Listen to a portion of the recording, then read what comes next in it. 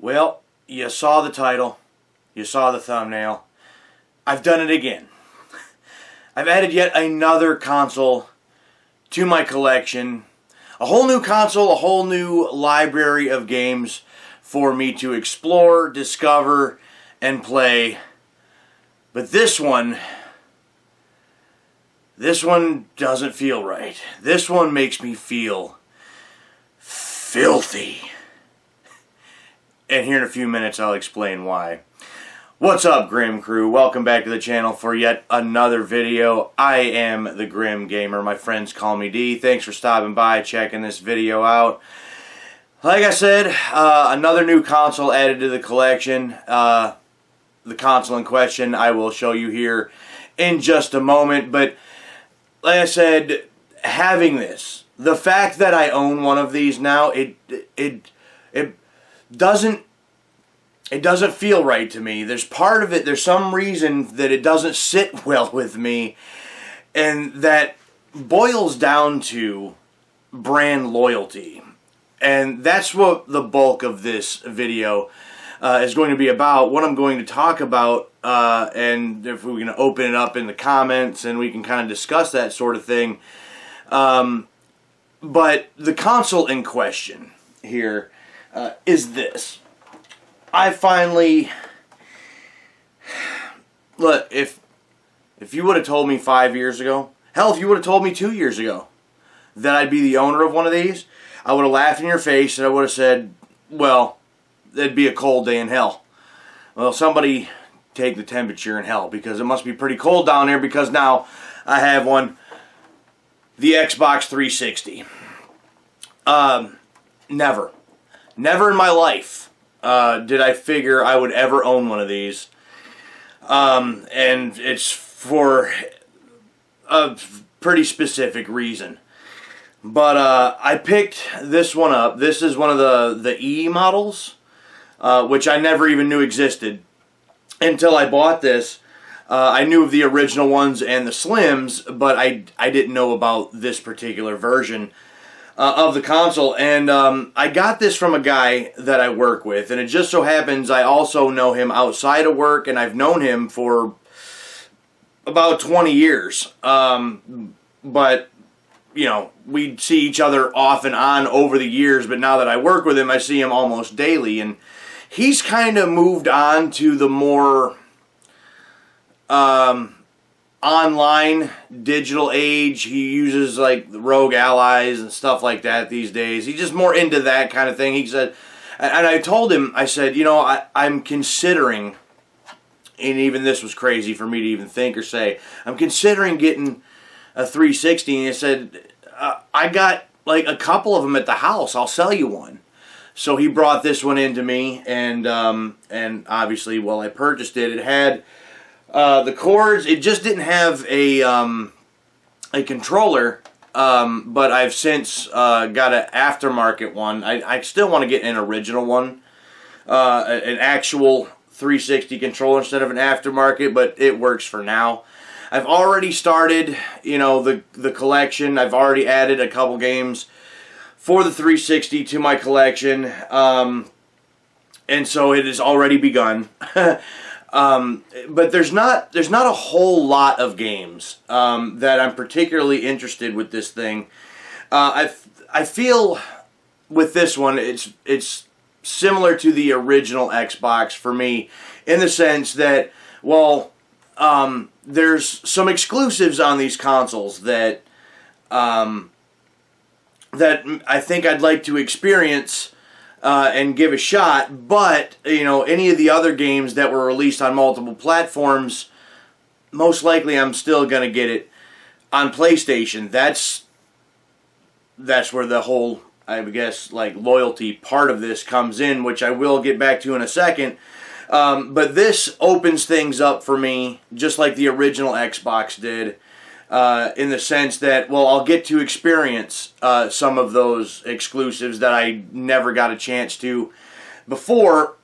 And if it just so happens there's a game that I'm looking into that I would like to play, it seems like the Xbox and the 360, their libraries for the most part, seem quite a bit cheaper than some of the others. So there was one on the original Xbox that I wanted to look into, but it was pretty expensive and I didn't feel like paying for it. But then I realized, oh, they released this on the original Xbox, and right now it's half the price compared to, like, say, the PlayStation version. So it allows me to look into some other titles that I can't really see spending, like, you know, that kind of money for. You know what that kind of money is, right? You know what I'm talking about. So it seems like some of those games are cheaper on these platforms here. So it just kind of opens that up for me. But as I was saying, I never, in my wildest dreams, would have ever expected to have one of these and have this in my collection. It feels wrong. It feels dirty. Like I said, I feel filthy having this here and that I'm holding it right now. It for some reason feels like this is gonna somehow put a stain on the rest of my collection. Like, it's hard for me to explain, but some of that, maybe a lot of that, comes down to the other part of what I want to talk about today, and that's that brand loyalty. And brand loyalty is nothing new, right? Brand loyalty, we see that in everyday life, in many aspects of life, all the time. You know, I mean, you could be a Pepsi drinker or a Coca-Cola drinker, right? Or you could be a Ford loyalist or a Chevy loyalist. You know, those are just a couple of examples, have nothing to do with games, but you get my point. Like, brand loyalty is a thing, and it is in many aspects in life, and I feel as though it's very much so in gaming, at least for me. It has been, and it has been for basically my whole life. You know, growing up, when we were really young, it started with the Sega Genesis. But back then, I mean, we were very little. Very, very little. So we couldn't make our own decisions. We didn't have our own money. The PlayStation comes out. That's the route that my dad went. He went to the PlayStation, and therefore, we had PlayStation in the house. And we fell in love with the games that we played on the original PlayStation. I played many wrestling games on the PlayStation. I played Twisted Metals. My brother played some Tomb Raiders and Metal Gear Solid. It's just, that's where, you know, our, what started to shape, you know, I guess our gaming experience was on the original PlayStation. And now, we fast forward now, like another 30 years, and myself, my brother, my dad, we've all been PlayStation loyalists all the way up to this point, which makes that very sad because, well, it seems like PlayStation and Sony's kind of giving us the middle finger these days. And you know, I don't know. With looking at like an Xbox 360, I felt like this, like I said, even with the original Xbox, when I got it, it just didn't feel right. You know, but I had to like justify it to myself. Like, it was okay to have this. Like I told my brother when I first got one, he's like, bro, really, what are you doing with an Xbox? I told my dad, and he just kind of lowered and shook his head, and he's like, that's sad.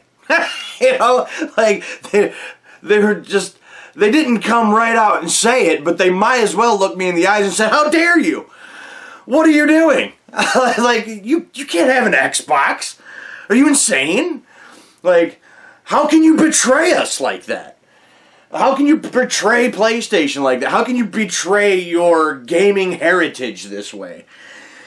And even my brother told me, he's like, look, like, again, I had to like justify it to him. I said, look, I feel this original Xbox, it's old enough now. It's just a retro console.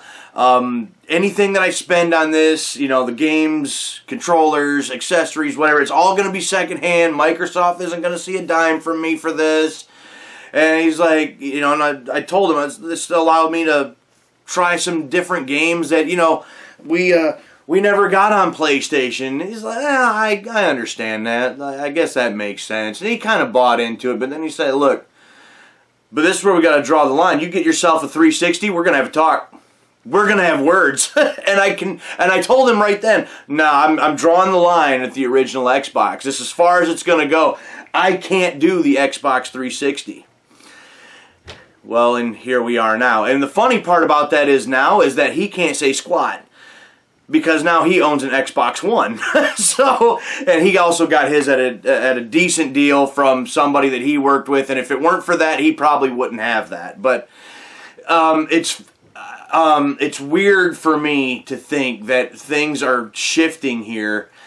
And as far as the Xbox 360 is concerned, why I even said, like, no, they're cold day in hell, will never do it, is that brand loyalty. Now, we think back to the mid-2000s. I believe it was, what, 2005, 2006, if I have my facts straight.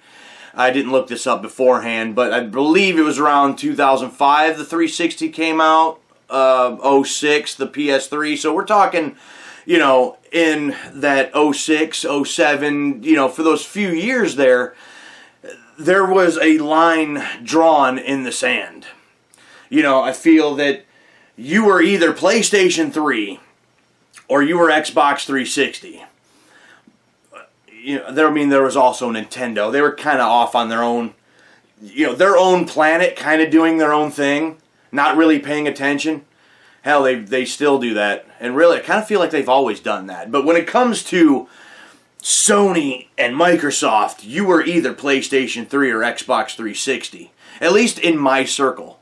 You know, my family, my friends, you know, you picked sides. You were on one side or the other. And some of that was kind of just all out of, you know, fun and games, right? Like, well, we got Halo over here. Like, you guys can't experience this. You don't know what Halo is. Well, we got Resistance over here. You don't know anything about Resistance. Resistance crushes Halo. And we got the Halo killer even. We got Haze. I can't even say that with a straight face, but you know what I'm saying. Like, it was kind of, you would put little jabs at each other, you know, because, 360, you know, PS3, please, get yourself a real console. It was kind of all fun and games, but I feel, from what I experienced, that there was a little truth to that. You know, you were one or the other. It just was what it was. And so, because when the original Xbox came out, yes, there was some chatter about it, right? And it started making a name for itself a little bit. When the 360 came out, especially like a year earlier than the PS3, I feel like that's when Microsoft and the Xbox brand really tried to stick it to like everybody in the industry. You know, they wanted to be the absolute best. They wanted to topple everybody else, and they wanted to be on top of that video game mountain. And, you know, they pushed real hard with the 360. I think, and I haven't been paying attention really to Xbox, really, but I feel like with the Xbox 360, they pushed it harder with this console than they even have any of the other ones since then. So, you know, and for me, my dad, my brother, you know, we are a Sony PlayStation household, as I had mentioned. We were, by the time the PS3 comes out, right, like we are 3 console generations deep, you know, with our fandom and our loyalty to PlayStation. And then it's like, oh, here's this new kid on the block and we're taking over. It's like, no, I don't think so. That's not how that's going to work. So we had to stick to our guns, right? And so not so much the original Xbox, but the 360 itself, you know, really, I believe they really tried to make a stand and really kind of stick it to everybody. And some of the things I had heard, some of like the 360, like the Xbox executives say in years after this and everything else. Like, it started with the 360, so no way in hell would I ever own this. It's like having this is like siding with the enemy, and I can't do it. And yet here we are today. And again, I feel almost the need to justify it, and I don't know why. I don't know why I feel like this. Why is this a thing to me? Like, is this something that all y'all experience? Let me know. I mean, again, it's been all it's been mostly PlayStation. Let me put it that way. PlayStation has always been at the top for us. There has been some Nintendo in there. Growing up, we had an N64, and we had a Nintendo GameCube for a little while. But that was about the extent of it on the Nintendo side. And those were for like specific exclusive titles on those consoles. I want to play GoldenEye, which I was playing at my cousin's house. I got to have a 64. If I want to play Perfect Dark, I got to have a 64. My brother absolutely loved Metal Gear Solid. When that remake comes out, the Twin Snakes, that's only on GameCube. Got to have a GameCube for that. So we were already kind of doing this even like in our teenage years. Like, well, we kind of need this for just these exclusives. But anything else, it's like, oh, I can get that on either GameCube or PlayStation 2. Well, I'm PlayStation 2. 100%, no question. If I can get this on the PlayStation 3 or whatever else Nintendo is doing at the time, well, it's PlayStation 3. No question. So there was already a little of that, but that loyalty lie with PlayStation for the most part. Like, if I had to give something up, them Nintendos, they can go. I don't need those. So, with the Xbox 360, I feel as though it's the same as having a GameCube back then. Oh, this is only for those exclusives. I'm not replacing my PlayStations with this. So I don't know why it feels so wrong. Just looking at it. I kind of want to chuck it out the room. But I just don't know. I don't know why I feel this way. I've been getting more into the collecting aspect of this hobby about 3 years ago or so, or 4, something like that. And even when I started collecting, again, it's all most of my collection is PlayStation. I think the PlayStation 2 is what I have the most amount of games for out of any of the consoles that I got. With probably PS3 being a close second, probably. But it's like, okay, well, when I started collecting, especially when, like, my friend and I, Nick, had that shop, we were kind of, like, just checking out other games and stuff, whatever would come into the shop, and I found that, actually the collecting part, and then just experiencing other games that I didn't get a chance to play, for one reason or another, it was just a lot of fun. I was starting to really enjoy that part of the hobby, so I picked up an NES, I picked up an SNES, GameCube, N64, got me a Switch, but for some reason, I feel like having Nintendos wasn't infringing on anything. I got me a Sega Genesis, but that was, my earliest gaming experiences, even before PlayStation. So I feel, oh, well, the Sega Genesis, well, that just gets a pass. This is before PlayStation, that nostalgia carries that for me. The Xbox is not so much. And so, really, it's like, well, having the original Xbox, having the 360, really comes down to just experiencing some of those exclusives that I can't play elsewhere. So it's okay, right?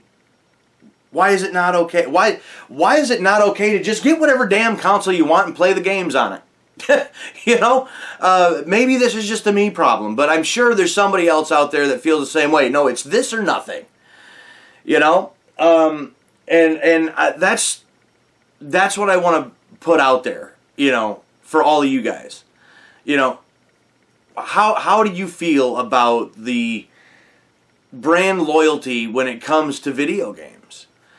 You know, again, still just looking at it, like, I'm not gonna go out and buy every Xbox 360 game. If I can buy it on the PS3, well, that's what I'm gonna get it for. You know, but so like on the original Xbox, I got to experience Fable finally after all of these years, and I enjoyed it. I thought it was really good. And well, if I ever want to play Fable 2 or Fable 3, it looks like I'm going to have to get a 360. Nope, not going to do it. Just never going to be able to experience Fable 2 and 3. Had myself convinced of that. And here we are today. And now those are 2 games on my list that I'd like to get because I would like to experience Fable 2 and 3. You know, there are some other ones too. I've got a small little list going, maybe about 10 games or so, looking into the library. So I don't see buying a whole lot for this. But it's just a couple things that I would like to have, and I would like to try. But for some reason, it feels like it's twisting me up inside having this. Like, I feel like my Nintendos... I feel like the original Xbox... is kind of sitting there going, hey, you know, little brother, welcome to the party. You know, the Nintendos, they're rolling their eyes, they're not impressed, and again, they're still off on their own little planet doing whatever they want to do. And Sony, just like in real life, basically turn their backs on me and flip me off as they walk away. Like, I feel like that's what my collection's doing. But,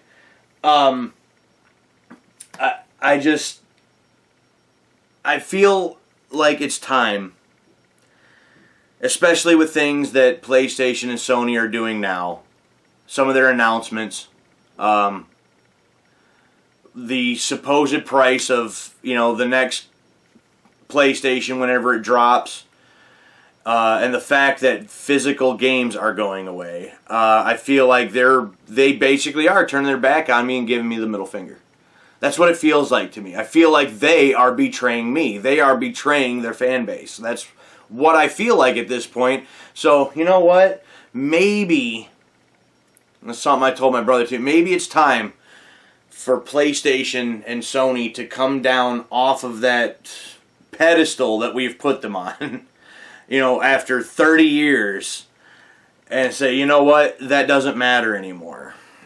You know, there's so many other games out there to discover, to play, to enjoy, that PlayStation's not the only game in town. And if they can't respect those that made them, their gaming branch of their business, successful, well then, you know, right back at them. I'm not going to do that to the camera, but you know what gesture I'm making here. So it's okay to branch out with more Nintendo. It's okay to branch out to Xbox. You know, as long as you're finding some games that you enjoy, that you're having fun with, no harm, no foul. You know, I'm still not going to support a new Xbox console, and this is going to be hilarious if I do. I may have to redact that statement sometime later on. But that's not the plan. I know, neither was this. But I'm anymore, it's like, you know, gaming's been a part of my life my entire life. And gaming as I know it, as I grew up with it, as I have experienced it all these years, as I love it, is coming to an end. It's dying. It's got an end date, January of 2028, when physical games for Sony consoles dies. that is basically going to be the end of my modern gaming. It's going to be whatever happened January of 2028 and before that is essentially what I have to look forward to now. And at that point, well, then I think some of these other consoles are just going to be a part of that. So I think I've rambled here on long enough. I think I've brought up what I wanted to talk about, the struggles that I'm having with having something like this that was the enemy, that they were the other team, and it's sacrilege to have it here. But I want to hear from you guys in the comments. Please let me know. Have you ever experienced, this kind of a thing? Were you a loyalist to one brand or another? Are you still a loyalist to one brand or another? Why? Why not? Do you understand what it feels like for me? Have you experienced that where it's like, no, I will never because I can't. And then you decide later on that, that was silly, that was stupid. Or just, I have one, but it feels grimy in my hands. I want to know from you guys if I'm making just more of a big deal out of this than it really needs to be, or if you can kind of relate to that, because I feel like there's a lot of you out there that can relate to, being loyal to a brand for years and years and years, and then one day something changes, and it's sad. It's a sad day when you have to admit that, and there's almost like a part of you dies. A part of you's not there, and it's like an old friend is gone. But anyway, I digress. That's the end of this video, and it's went a little bit longer than I anticipated. They always do. I start talking, and I just don't shut up. But let me know in the comments below your opinions on this subject, on this matter. Let me know if there's any Xbox 360 exclusives that I need to look into.